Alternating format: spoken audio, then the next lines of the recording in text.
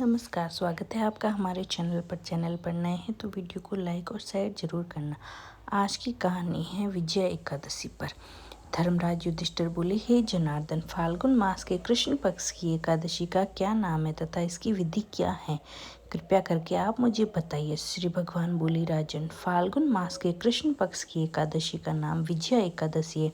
इसके प्रभाव से मनुष्य को विजय प्राप्त होती है। यह सब व्रतों में उत्तम व्रत है। इस विजय एकादशी के महत्म्य के श्रवण व पठन से समस्त पाप नष्ट हो जाते हैं। एक समय देव ऋषि नारद ने जगत पिता ब्रह्मा जी से कहा, महाराज, आप मुझे फाल्गुन मास के कृष्ण पक्ष की एकादशी विधान कहिए। ब्रह्मा जी कहने लगे, हे नारद, विजय एकादशी का व्रत पुराने तथा नए पापों का नाश करने वाला है। यह समस्त मनुष्यों को विजय प्रदान करती हैं। त्रेता युग के मर्यादा पुरुषोत्तम श्री राम को जब 14 वर्ष का वनवास हो गया, तब वे भी लक्ष्मण तथा सीताजी सहित पंचमटी में निवास करने लगे। वहां पर दुष्ट रावण ने जब सीता जी का हरण किया, तब इस समाचार से श्री रामचंद्र जी व लक्ष्मण जी अत्यंत व्याकुल हो गए और सीता जी की खोज में निकल गए। घूमते घूमते जब वे मरणासन जटायु के पास पहुंचे तो जटायु उन्हें सीता जी का वृतांत सुनाकर स्वर्गलोक चला गया। कुछ आगे जाकर उनकी सुग्रीव से मित्रता हुई और बाली का वध किया।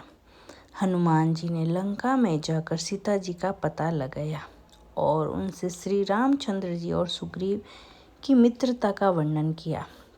वहां से लौटकर हनुमान जी ने भगवान राम के पास आकर सब समाचार कहे और श्री रामचंद्र वानर सेना सहित सुग्रीव की संपत्ति से लंका को प्रस्थान किया।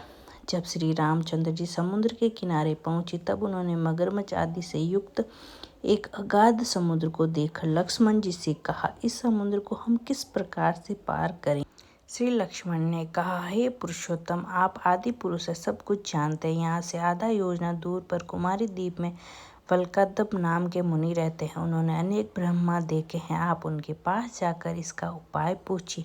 लक्ष्मण जी के इस प्रकार वचन सुनकर श्री रामचंद्र ऋषि के पास गए और उनको प्रणाम करके उनके पास बैठ गए। मुनि ने भी उनको मनुष्य रूप धारण किए हुए पुराण पुरुषोत्तम समझकर उनसे पूछा, हे राम, आपका आना कैसे हुआ?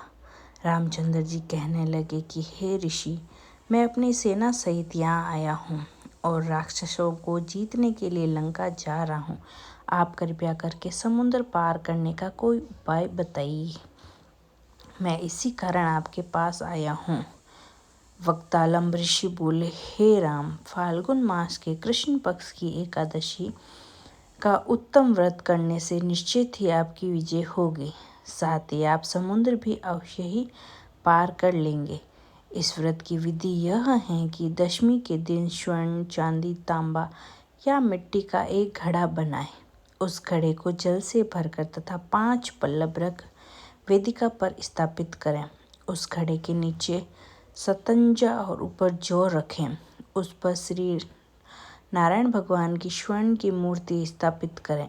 एकादशी के दिन स्नान आदि से निवृत्त होकर धूप, दीप, नैवेद्य, नारियल आदि से भगवान की पूजा करें।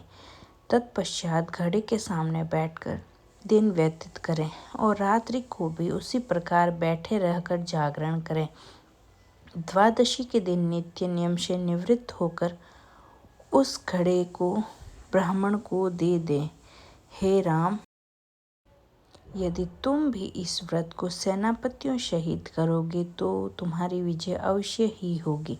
श्री रामचंद्र जी ने ऋषि के कथा अनुसार इस व्रत को किया और इसके प्रभाव से दैत्यों पर विजय पाई।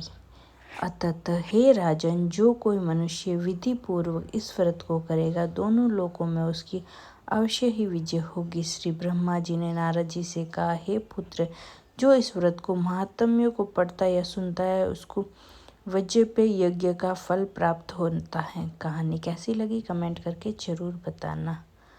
धन्यवाद। चैनल पर नए आए हो तो प्लीज़ चैनल को सब्सक्राइब जरूर करना। कहानी को लाइक जरूर करना। धन्यवाद।